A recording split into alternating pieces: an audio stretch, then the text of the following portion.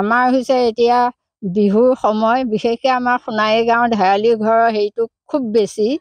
কাৰণ আমাৰ পুহ মাহ সোমোৱাৰ লগে লগে আমি খেৰ ক'ৰ পৰা সংগ্ৰহ কৰিম, কাক ক'ৰ পৰা সংগ্ৰহ কৰিম, সেইবিলাকত আমি মাথাটো বেছি মাৰি থাকোঁ। আৰু কাকৰ ৰোৱা যেতিয়ালৈকে আমাৰ সংগ্ৰহ নহয় তেতিয়ালৈকে বিশেষকৈ মাকবোৰৰ শান্তি নাই। মাকবোৰে চিন্তা কৰোঁ ল'ৰা ছোৱালীয়ে বস্তু যোগাৰ দিবনে নিদিয়ে। কাৰণ ৰাইজৰ এইটো ডাঙৰ এটা আমাৰ পৰম্পৰা চলি আহিছে।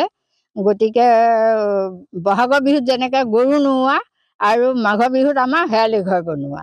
গতিকে এই বিহুত আমাৰ এতিয়া বিহু ঘৰ সজাই থৈছে এসপ্তাহৰ আগত, কিন্তু ৰাইজ তাৰ ভিতৰত নোসোমায়।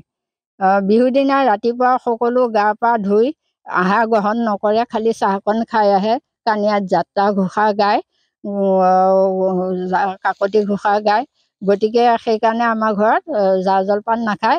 আহি ইয়াত নাম প্ৰসংগ কৰি তেতিয়া আকৌ আমাৰ নামঘৰ আছে, নামঘৰতো নাম প্ৰসংগ কৰিহে তেওঁলোকে আহাৰ গ্ৰহণ কৰে।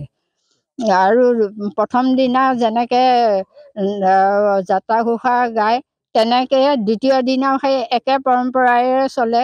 তৃতীয় দিনা অলপ ব্যতিক্ৰম, তৃতীয় দিনাৰ পৰম্পৰা একেখিনিয়ে, কিন্তু আমাৰ কলিয়াবৰৰ ভিতৰত যিখিনি আহিব পৰা জীয়াৰী পুতাৰী নাতি নটিয়াল সমগ্ৰ ঘৰপুৰা বিহু বুলি পেলাই ভাগি ছিগি আহে। আমাৰ পথাৰ ভৰ্তি হৈ থাকে। মোৰ জীয়াৰী নাই যদিও আনৰ জীয়াৰীবিলাক চাই মই ভাল পাওঁ।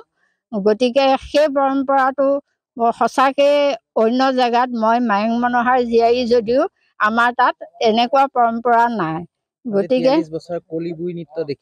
দেখি আহিছোঁ কলি বুঢ়ী নৃত্য। ইয়াত আমাৰ ভেলাঘৰ যেতিয়া শেষ হয় পূৰা, তেতিয়া আমি ঘৰলৈ নাযাওঁ। গোটেইখিনি আমাৰ এইখিনিতে শুকুৰা বুলি তিনিমুনি এটা আছে, তাত আমি সকলো লগ হৈ আমাৰ তাত কলি বুঢ়ী নৃত্য প্ৰদৰ্শন কৰা হয়। সেই কলি বুঢ়ী নৃত্যত আঁতৰত যদি কোনোবা পুৰুষ থাকে তেওঁলোকে নিজে নিজে আঁতৰ হৈ যায়। কাৰণ আমাৰ নামবিলাক অলপ বেলেগ ধৰণৰ। গতিকে অতীজৰ পৰা চলি আহিছে কলি বুঢ়ী নৃত্যত পুৰুষ নাথাকে। অসম বিখ্যাত হৈ পৰিছে। গতিকে অসমৰ কোনো ঠাইত এনেকুৱা কলি বুঢ়ী নৃত্য এতিয়ালৈকে শুনা নাই। আমাৰ কলিয়াবৰতে আছে। গতিকে এইটো ভাজে তাৰ মুখখন ক'লা কৰি লয়, সেইকাৰণে কলি বুঢ়ী কয়। আৰু ইয়াত কোনো পুৰুষ নাহে, পুৰুষ আহিব নোৱাৰে।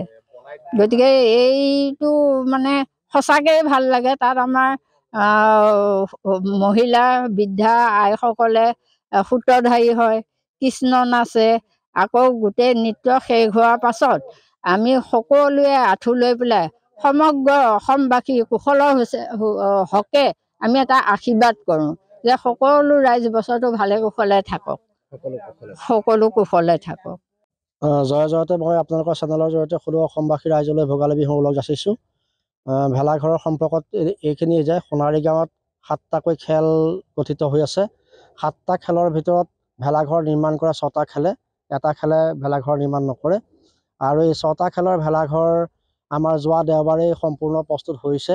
আৰু আমি বৰ্তমান বিহুৰ 3দিনীয়া যে সদৌ অসমবাসী ৰাইজৰ ভোগালীৰ যিটো হেঁপাহ, যিটো উৎসৱ, সদৌ অসমবাসী ৰাইজে যেনেদৰে পালন কৰে তাৰ লগত সোণাৰী গাঁৱৰ কিছু ব্যতিক্ৰম আছে। এইকাৰণে ব্যতিক্ৰম আছে, সোণাৰী গাঁৱে ভোগালী উৎসৱটো 3দিনীয়া কাৰ্যসূচীৰে পালন কৰে। প্ৰথম বিহু, দ্বিতীয় বিহু, তৃতীয় বিহু। প্ৰথম বিহুৰ দিনাখন ইয়াত প্ৰত্যেকটো ভেলাঘৰলৈ প্ৰত্যেক খেলৰ নিজা নিজা ৰাইজ আহিব। আহি পেলাই তেওঁলোকে নাম প্ৰসংগ কৰিব, কৰি ইয়াত প্ৰসাদ বিতৰণ হ'ব। আৰু ইয়াৰ পিছত গৈ প্ৰত্যেকে নিজৰ নিজৰ নামঘৰত গৈ নাম প্ৰসংগ কৰেগৈ। আৰু দ্বিতীয় দিনাখন ঠিক তেনেকৈ 10 বজাত আহিব ৰাতিপুৱা ইয়ালৈ, আহি ইয়াত নাম প্ৰসংগ কৰিব, কৰি প্ৰসাদ বিতৰণ কৰিব। তৃতীয় দিনা ঠিক 9 বজাত আহিব ৰাইজ ইয়ালৈ। কাৰণ তৃতীয় দিনাখন আমাৰ উৎসৱটো এটা ডাঙৰ উৎসৱ বুলি আমি পৰিগণিত হওঁ। এইকাৰণে যে সেইদিনাখন সোণাৰী গাঁৱৰ সমূহ ৰাইজ, আই মাতৃ, যুৱক যুৱতী আৰু বিভিন্ন প্ৰান্তত বিয়া দিয়া জীয়ৰীসকল আৰু কলিয়াবৰৰ বিভিন্ন প্ৰান্তৰ ৰাইজসকলো ইয়ালৈ আহে। এইকাৰণে আহে যে 6টাকৈ ভেলাঘৰ একেটা সময়ত অগ্নি সংযোগ কৰা হয়। আৰু সেই দিনটোত আমাৰ ৰাইজে ইয়াত নাম প্ৰসংগ কৰিব। নাম প্ৰসংগ কৰাৰ পিছত আমাৰ সোণাৰী গাঁৱৰ এটা ঐতিহ্য নীতি আছে, পৰম্পৰা আছে যে আমাৰ হেঁচা নাম গাব লাগে। এই অগ্নিৰ কাষত সকলো থিয় হৈ ঘূৰি ঘূৰি আমাৰ হেঁচা নাম প্ৰয়োগ কৰে। আৰু হেঁচা নাম প্ৰয়োগ কৰাৰ পিছত হৰিধ্বনি হয়। হৰিধ্বনিৰ পিছত প্ৰসাদ বিতৰণ কৰা হয়। প্ৰসাদ বিতৰণ কৰাৰ পিছতে আমাৰ ভেলাঘৰসমূহ অগ্নি সংযোগ কৰা হয়।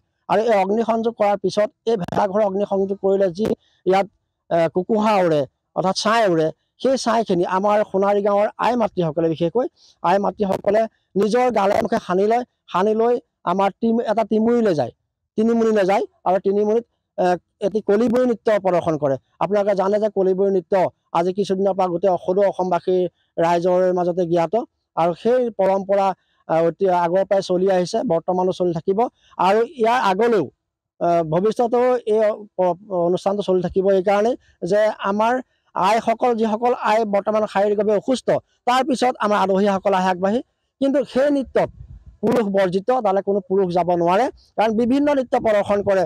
গুৰুজনাৰ আৰ্হিত তেওঁলোকে সূত্ৰধাৰী নৃত্য কৰিব, কৃষ্ণ নৃত্য কৰিব, বিভিন্ন নৃত্য কৰে, আৰু তেওঁলোকে গোটেই মুখত ছাই তাই সানি লৈ কাৰণে মই জানো যে সেইকাৰণে হয়তো পুৰুষক তালৈ প্ৰৱেশ নিষিদ্ধ কৰে।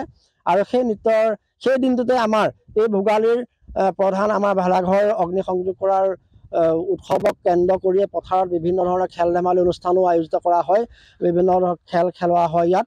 আৰু ইয়াৰ পিছতেই সকলো কলিবৰী নৃত্যৰ পিছত সকলো ঘৰা ঘৰি যায়, নিজৰ আহাৰ গ্ৰহণ কৰে।